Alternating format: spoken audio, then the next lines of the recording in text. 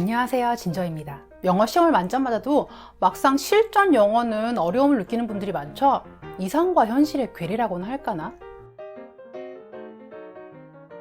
그래서 오늘은 제가 여러분의 진짜 영어 실력이 어느 정도인지를 체크할 수 있는 방법을 알려드릴게요.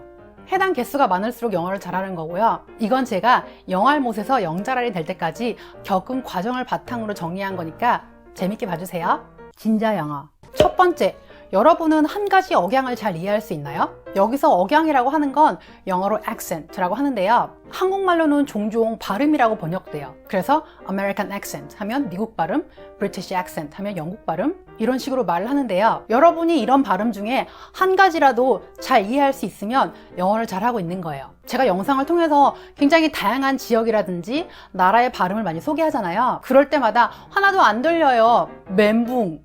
어렵네요. 이런 식의 댓글을 많이 보는데요. 저야 영어로 먹고 사는 사람이고 항상 공부를 하니까 다양한 발음을 잘 들을 수 있는 거지만 만약 내 실력이 초급이나 중급 정도라면 너무 낙담할 필요 없어요. 나중에 실력이 올라가면 결국엔 다 잘 들리게 되어 있거든요. 그러니까 뭐 전문 용어나 뭐 슬랭 이런 걸 제외하고 한 가지 억양, 그러니까 발음을 잘 들을 수 있으면 여러분은 잘하고 있는 거예요. 솔직히 저도 전문 용어 같은 거 모르는 거 많고요. 보험 계약서 같은 거 볼 때는 무조건 미국인 남편 불러요. 두 번째, 원어민이나 비원어민이 여러분의 영어를 얼마나 잘 이해하나요? 발음이 미국식이든 한국식이든 상관없어요. 상대방이 나의 영어를 잘 이해한다면 여러분은 잘하고 있는 거예요. 한국에서는 영어 발음을 버터 발음이라고 해가지고 이렇게 딱 굴리면은 잘하는 줄 알잖아요. 근데 절대 사실이 아니에요. 제가 한국에 살 때 정말 너무 이렇게 부자연스럽고 억지스럽게 굴려서 영어를 말하는 사람을 진짜 많이 만났는데요. 그러면 오히려 못 알아들어요. 웃기게 들리기도 하고요. 식별력이 상당히 떨어집니다. 차라리 정직한 발음이 나아요. 그렇지만 내가 한국식 발음을 가지고 있는데 그 발음을 상대방이 이해를 하지 못한다면 연습을 해야겠죠. 세 번째, 말을 할 때 같은 어휘를 계속 반복하나요? 자, 예를 들어서 음식에 관한 이야기를 한다고 쳐요. 맛있다고 할 때 뭐 delicious, yummy 이런 표현 많이 쓰죠. 근데 맛있는 음식 얘기가 나올 때마다 delicious, delicious, delicious 계속 같은 표현만 쓰면 말하는 나도 좀 그렇고 듣는 사람도 좀 지루할 수가 있거든요. 맛있다고 할 때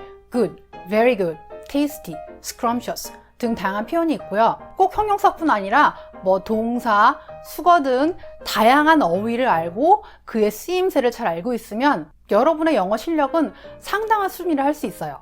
네 번째, 여러분은 어떤 상황에서든 영어를 잘 구사할 수 있나요? 무역회사나 뭐 해외 영업부 이런 데서 일하는 분들 중에 영어를 잘하는 분들이 굉장히 많아요. 그런데 어려운 업무 영어는 척척하면서 막상 이제 일상 영어 같은 거는 어려움을 느끼는 분들이 있더라고요.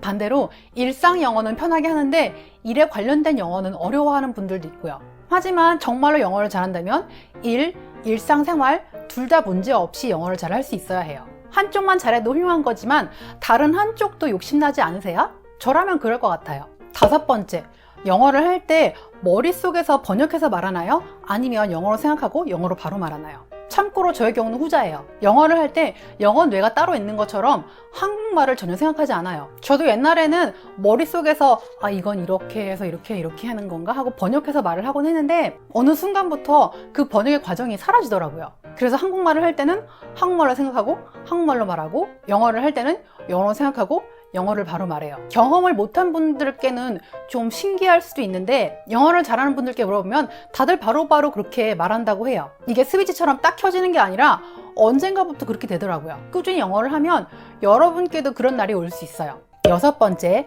네이티브 친구들이 여러분을 배려하는 영어를 해주나요? 저는 외국인 친구도 많고 영어를 곧잘 해요. 평소에 어울리는데도 문제가 전혀 없고요. 근데 영어나 미드는 하나도 안 들려요. 그렇다면 친구들이 여러분을 배려해주고 있는 거예요. 어떤 분은 자기가 외국인 친구랑 소통하는데 아무런 문제가 없어서 자기가 영어를 잘한다고 생각했는데 그 친구가 다른 원어민 친구랑 얘기하는 거 보고 진짜 벙 쪘대요. 하나도 안 들려서 완전 멘붕 같다고 하더라고요. 그리고 원어민들이 던지는 문화적인 농담이라든지 뭐 어떤 표현 뒤에 숨은 뜻 이런 것까지 잘 이해하고 같이 웃을 수 있으면 진짜 최상인 거예요. 이렇게 말하면 좀 재수없게 들릴지도 모르지만 제가 그 레벨입니다.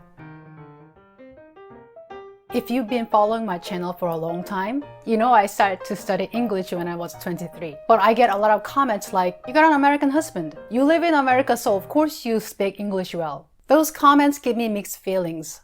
I have to admit, yeah, living in America helps, but it's not everything. I acquired English skills over time. It did not happen in a short time. Some people say, oh, my goal is to speak English like you. But I hope you don't forget about the journey. One video you watched today, one word you memorized today, it's a part of your journey, and they add up. When you take that journey sincerely, you will be able to find yourself being fluent in English. But the funny thing about learning a language is there's no finish line. You just keep going and keep improving your skills. So start from where you are and enjoy your journey with me. 지금까지 저는 진저였고요. 오늘 영상이 도움이 됐다면 좋아요와 구독 눌러주세요. 그럼 저는 다음에 또 다른 영상으로 돌아올게요. 안녕!